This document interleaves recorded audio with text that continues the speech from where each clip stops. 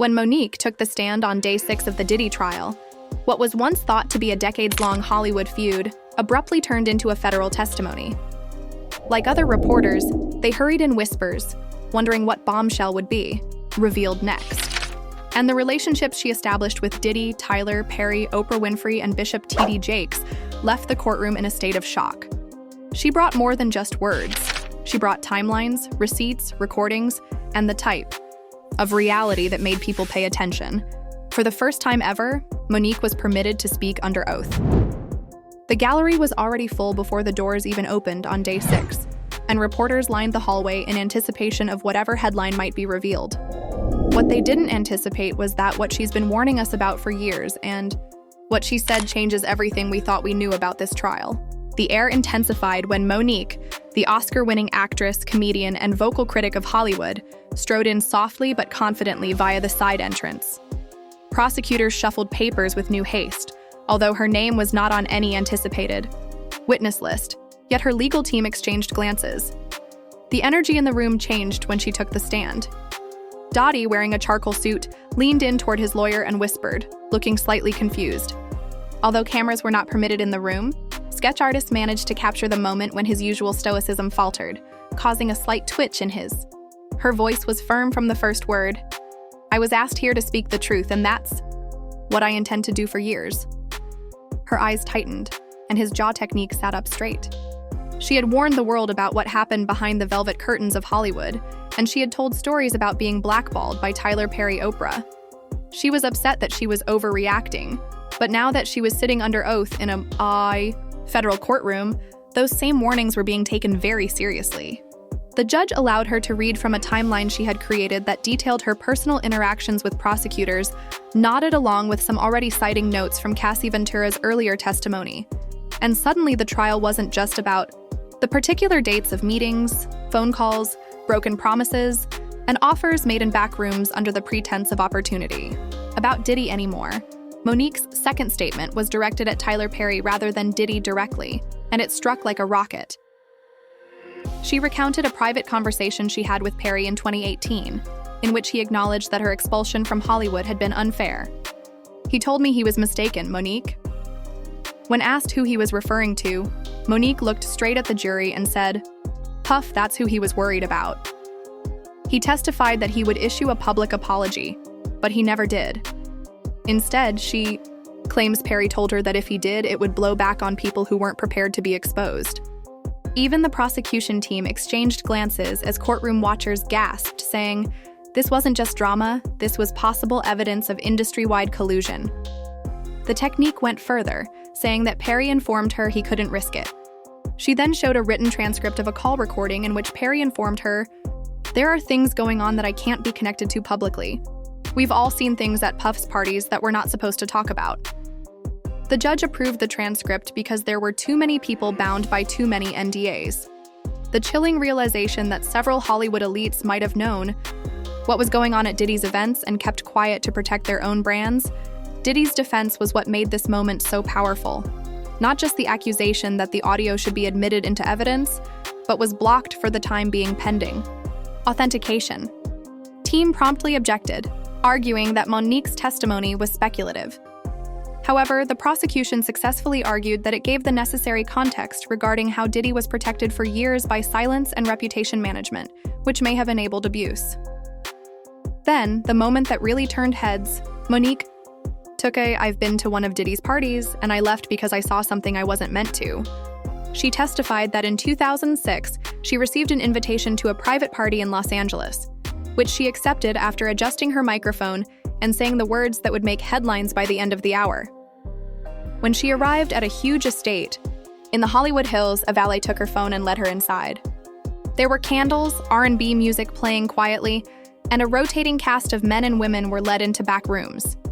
A buddy, a fellow actor, informed her that it was an exclusive and networking gold technique. I recall one of Did's assistants telling me, "It's all about experience here, you're safe if you sign the NDA. As I was leaving. She didn't sign and never returned, and there were rumors that her phone had stopped ringing for a long time. The woman was wearing heels, and the man was wearing nothing but a bathrobe. She never forgot that night and always worried that her departure had made her a liability. The prosecution asked her if she thought this incident was typical at Diddy's events. She stopped receiving invitations to film festivals and heard from a producer that she was becoming difficult. Nodded. I believe it was planned as a system, and when I didn't follow it, I was cut off. Her testimony confirmed what Cassie Ventura and others had said about experiences with hired escorts, candlelit rooms, and cameras set up in opulent hotels that were passed off as networking retreats. But what made when the prosecution questioned MoNique about whether she thought Tyler Perry had deliberately defended Diddy's reputation, she didn't. What made MoNique's story stand out was her perspective as a respected actress, rather than a subordinate who entered on her own terms and left with her career slowly collapsing behind her. She hesitated before answering. Yes, and I think it was a calculated move that was part of a bigger attempt to keep things quiet. She brought up the now famous incident that many people saw on social media, in which Tyler Perry entered Bishop T.D. Jakes' megachurch and wrote $1 million check in front of everyone. People saw it as a blessing, MoNique said of the congregation. But I saw a transaction, she added. That donation wasn't just charity, it was damage control. The church serves as a shield, and individuals like Diddy utilize it to form alliances that make them appear untouchable. Murmurs began in the courtroom, and even the judge looked up to see the jurors scrawling frantically. MoNique testified that at approximately the same time as Perry's church donation, a number of reports regarding Diddy and his parties slowly vanished from gossip blogs. And I realized at that point that individuals were being paid, influenced, silenced. That the $1 million wasn't only for Jakes, it was for peace and hush. The prosecution presented pictures that showed Perry and Diddy together at a BET event a few weeks after that donation, arms around each other, smiling, broadly as though nothing was wrong. Accusations. It provided evidence to back up MoNique's assertion that the entertainment industry did more than shield Diddy. It elevated him. She then stopped and turned to face the judge, saying, "You see, I'm not afraid of being blackballed anymore. I've been through it, and let me tell you something. Silence is..." As the courtroom became silent during her testimony, MoNique dug into her backpack and took out a printed transcript. "This is the call," she continued, "the one where Tyler Perry admitted he was wrong. It was the most costly price any of us pay, and we've all paid it at this point." Gasps, murmurs. For years, MoNique had claimed that Tyler Perry had privately expressed regret for how she had been treated following the precious fallout. But now she was stating it under oath with a transcript to support it. I had recorded the exchange, and he was aware of what I had told him. In the transcript, Perry is quoted as saying, "I know I messed up, you were never difficult, you just didn't want to work for free. I should have said that," after she gave the papers to the bailiff, who then gave them to the judge. The judge then scanned the top lines and nodded for the prosecution to proceed. That in public. He then allegedly turns around and tells MoNique, "But I can't go public." Prosecutors utilized Puff's names, which were already entangled in too much, to illustrate how Hollywood elites, even ones with impeccable reputations, where he told me that MoNique was terrified of the consequences if Diddy's secrets were revealed. She also mentioned that if Puff went down, many people would be going with him, including those who signed checks and fund movies. This portion of her testimony confirmed what former bodyguard Gene Deal and even Christian Keys had implied about Diddy's web was more than just personal power. It was institutional. His voice became more emotional. He had the opportunity to clear my name, but he chose not to because he was shielding something greater than me, something more sinister than anyone wants to acknowledge. The judge declared the transcript admissible, which was a significant victory for the prosecution, and Diddy's lawyers appeared visibly shaken after a friendly phone call that had just turned into federal evidence was followed by a name that hadn't been brought up in the trial yet, but that sent shockwaves through the room. The Winfrey method wasn't casual. She brought her up with a point in 2010. When I told Oprah that my brother had abused me as a child, she promised not to take advantage of it, but she did, putting my brother on her show shortly after I declined the coveted press tour. The courtroom was unsure of how to handle the emotional situation, but MoNique wasn't finished. She betrayed me, and when I questioned why, she claimed it was business. But I knew they were trying to silence me. Then, She connected Diddy and Oprah Perry by pointing out that they both use NDAs, PR crisis teams, and mutual handlers, and that they all have the same people cleaning up messes. As she testified, because one of those public relations representatives unintentionally sent me a chain of emails on how to manage optics. The subject line had my name, Puff's name, and Tyler's name. She sent me a redacted copy of the email, which the court reviewed, but the message was obvious. MoNique, sitting under oath, called it out for what it was: a silence machine designed to crush anyone who asked questions. The jury watched as the power structure was not just protecting Diddy, it was coordinated. People signed non-disclosure agreements, people were paid off, and careers were built or buried depending on who played along. When the court reconvened after a little break, MoNique did something no one had anticipated. She took a deep breath and said calmly, "Now let's talk." She closed her binder, her voice never broke, and she wasn't shaken because, for the first time, she wasn't simply sharing her tale, she was testifying regarding the list. The prosecution leaned in eagerly to allow her to speak as the room fell still once more. In Hollywood, there is a list of people you don't speak against that isn't written down, but everyone knows it exists. Tyler was on that list, which Oprah essentially made up. She added that the list was an invisible border rather than a written document, and that if you attacked one of these people, even if you had evidence, you were instantly called difficult, insane, or worse, hazardous to the business, according to the moniker. How many people worked with Diddy, Tyler, and Oprah and then suddenly disappeared? She asked, mentioning names without making accusations, but with context. Doesn't it seem odd that she found herself on the other side of that boundary in 2010 and has been battling her way back ever since?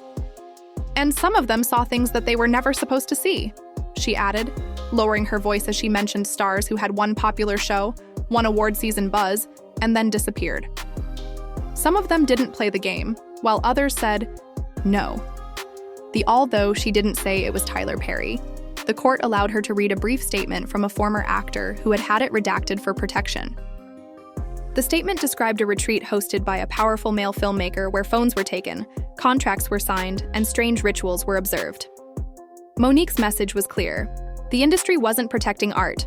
Rather, it was protecting secrets, and the cost of speaking the truth is that they will take your career, your reputation, your peace, and leave you to explain yourself. The judge let the jury sit with the uneasiness, reminding everyone that these were accusations. When questioned explicitly if she thought Diddy was responsible for her career being ruined, MoNique agreed, yes, not initially, but eventually. Yes. The world why your phone never calls again.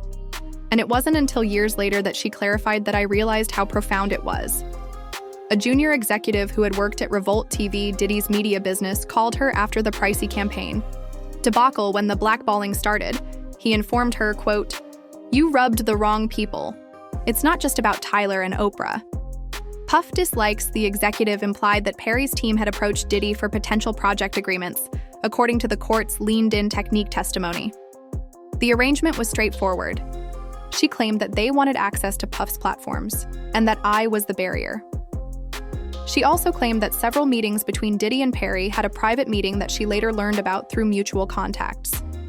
They talked about my name being a problem rather than a talent, and the prosecution produced emails between a PR firm that Revolt and Tyler Perry Studios had hired to manage the narrative surrounding MoNique and Cassie.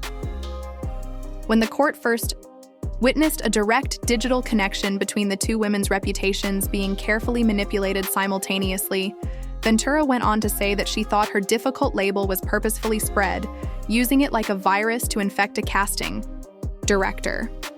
She said something that few people in Hollywood ever say under oath. I wasn't blackballed. Instead, I was whiteballed by black people who looked like me, and people who were more afraid of losing their own place than they were of losing their own. It quickly spreads to everyone, and before long, your name appears in a room, and they already have an excuse to say no. Cared about doing the right thing, I didn't want to be here, MoNique said in a steady but exhausted voice. But I had to be because of what they did to me, Cassie, and young women and men at the moment. Until someone says it with a microphone, louder than theirs, it won't stop. Replied at first, no, I wasn't going to relive it, when contacted by the prosecution 2 months earlier. I wasn't going to reveal my family, my trauma, or my pain once more, she added. But then I saw the Prince recording, Diddy yelling in court, and Cassie sobbing on the witness stand. My grandmother's voice said, "Baby, don't let them write your story without you in the room." And I knew I had to attend her last moments on the stand. That's when she said she broke her technique and described her decision to testify as a moment of spiritual clarity. In your judgment, Miss Jackson, what was the fundamental reason of this entire system of silence? The prosecution questioned devastatingly. MoNique responded, "Everyone in this industry is frightened that they would lose their career, a deal, or their significance. You thought nobody would talk that you built an empire strong enough to silence everybody, but now you're sitting in silence," she remarked softly, referring to Diddy.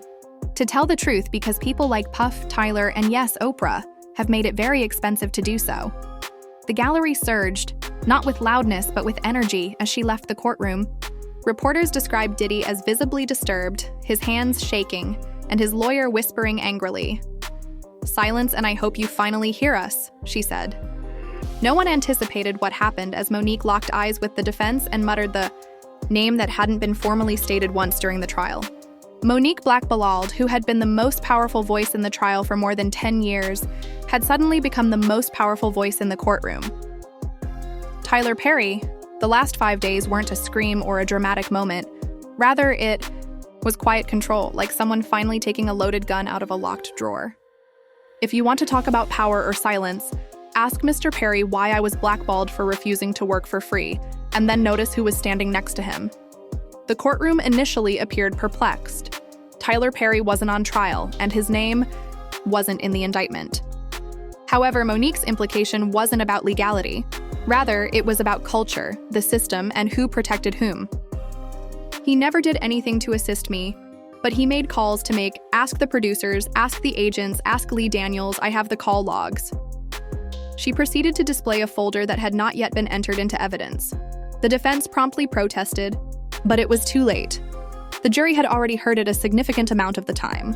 I've seen individuals sign non-disclosure agreements in front of me, and I know who attended the parties and which NDAs were enforced. I was ordered not to speak, and when my work dried up, I was told, "Be thankful, you're fortunate to be here." I have a recording of a phone conversation in which Tyler apologized for everything and acknowledged his mistakes, but he refused to go public, claiming it would ruin everything.